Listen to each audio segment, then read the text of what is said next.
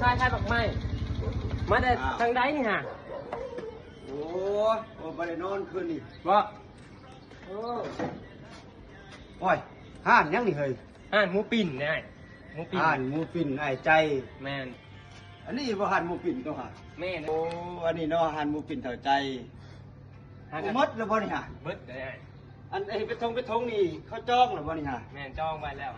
จองเป็นทงไว้ของลูกค้าไปเลยโอ้เบิดแล้วเบิดแต่มื้อนี้เบิด6 โมงเช้าหมดแต่6 โมงแม่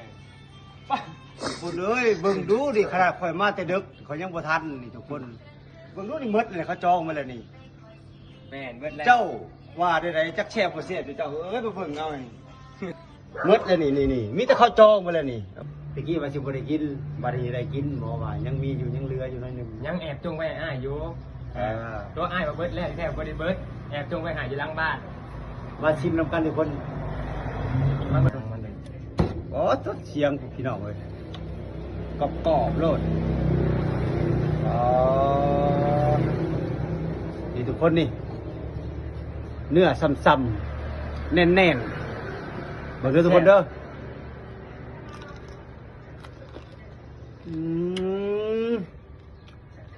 โอ้ไม่ต้องใส่น้ำจิ้มก็ได้ทุกคนขับอะไรไม่น้ำจิ้มไปได้ครับไม่น้ำจิ้มก็ได้เพราะรสชาติแบบนุ่มกรอบแล้วก็มันละลายในปากดีเลย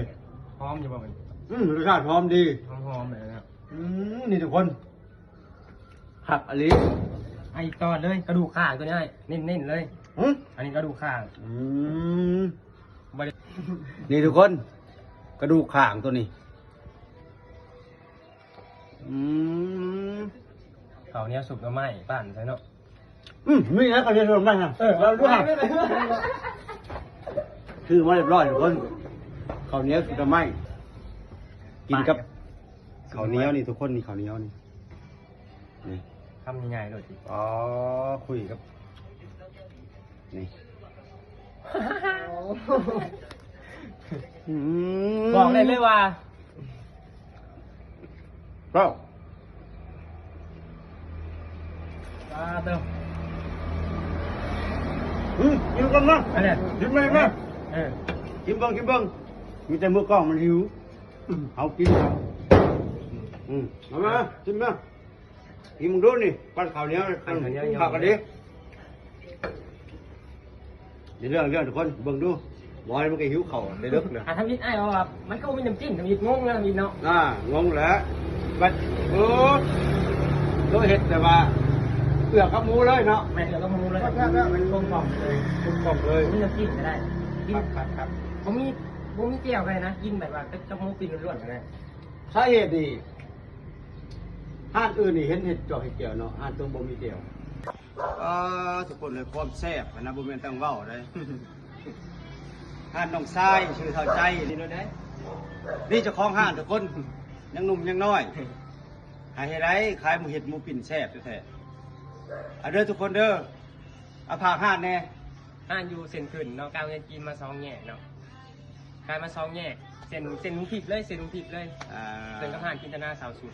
เอาเด้อผู้ใดถ่ายอยู่ในนครไกรสอนและอยากกินหมูปิ่นแซ่บ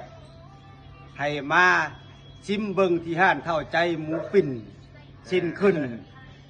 วันนี้เนี่ยไอ้ถามอย่างหนึ่งฝากต่างแขวงกันได้บ่ต่างแขวงกับส่งไงส่งบ่กันแม่นส่งได้ทั่วประเทศบ่แม่นไม้นี่ส่งแต่ประเทศลาวส่งแต่ประเทศลาวนี่ประเทศลาวส่งได้ทุกแขวงเนาะแม่นทุกแขวงเลยต่างแขวงก็ส่งเด้อทุกคนเด้อใครอยากชิมอยากแซ่บมาซื้อได้ที่ห้านเข้าใจหมูปิ่นนี่เบอร์โทรนี่ทุกคนนี่